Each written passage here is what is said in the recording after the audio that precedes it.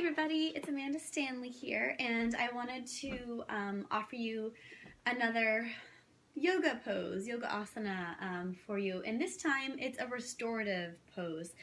So restorative poses, restorative asana are all about restoring the body, especially the nervous system, grounding yourself, quieting the mind, really just finding that center. So they are passive poses. We're offering certain sort of positioning through our bodies, and of course that invites some gentle sort of movement within our bodies, but not with a lot of force, not with holding it with our musculature itself, but just being passive about it. So not all yoga has to be active where we're sweating and working hard, and I think this time of year in the fall is a really, it's a transitionary time for us, just like any season change. So it's really important, I think, to get grounded and to calm ourselves and to rejuvenate, especially our nervous system and our endocrine system, and even our circulation will benefit from this pose. So this pose is called Viparita Karani. It's usually done with legs straight up the wall, but I know many of us suffer from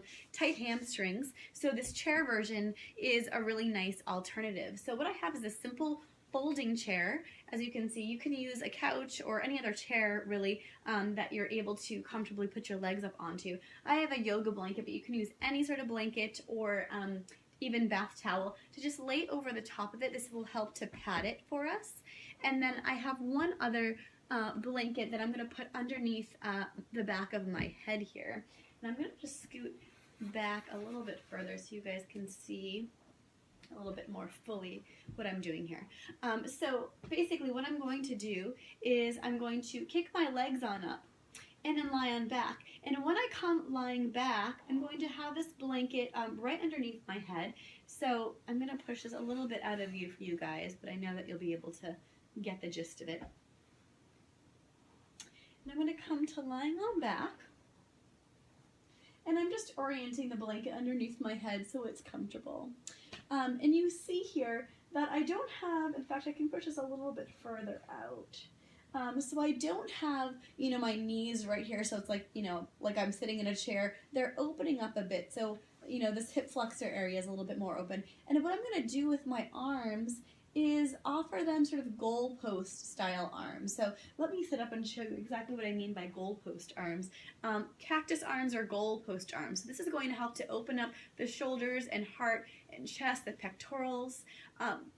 What I'm going to do is keep a block or a couple books will work nearby. If you find that as you come into this position, your forearms are not completely, hello Oliver, completely lying flat on the ground. We want to give them some support. So I'm going to kick those legs back up again, come down to lying, and I'll show you what I mean with using this block as a support. So for instance, if I was coming down into that cactus arm and I feel that my arms are just too, stiff and not really going to be opening up any further, I can give myself a prop to just have them rest on. And of course, the height of the prop is up to you depending on how much your arm itself needs. So just something to enable yourself to really relax, again, because we want to open this up, so that's an option there. And you'll set your timer, set a little timer for yourself. Maybe you stay here for 5 or 10 minutes. Just allow yourself to relax. Close the eyes, tune into your breath. Intentional breathing is so rare in our day-to-day lives that anytime we can invite that to ourselves, it is such an enormous gift, such an enormous gift. So breathing in and out. Sometimes it's nice to tune in to the ability of breath through your low belly, through the rib cage, and even through the upper chest and collarbone area. So it's nice to even, maybe even before coming into cactus arms, you can rest your hands on your low belly and really breathe fully, expanding the low belly and completely compressing and releasing that air. And then to the rib cage, how much can we expand the breath from side to side and even front to back? Maybe you can feel the pressure of your lungs and ribs expanding down into the floor beneath you. And then to the collarbone, just feeling the breath, feeling the hands moving because of the space you're creating for the breath to move in and out of, and doing that a few times.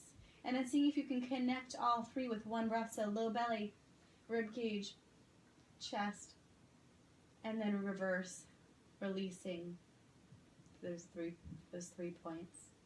And then returning again to that cactus arm.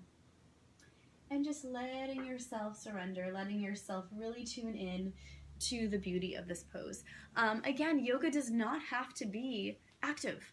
It can be pretty passive but active in other ways, especially when it comes to calming the monkey brain and restoring our physical bodies by doing a nice little inversion, a baby inversion like that. So try it out. It won't take long, 5 or 10 minutes. Set your timer. You deserve it. It'll be beautiful for grounding you during this time of year. All right, thanks guys.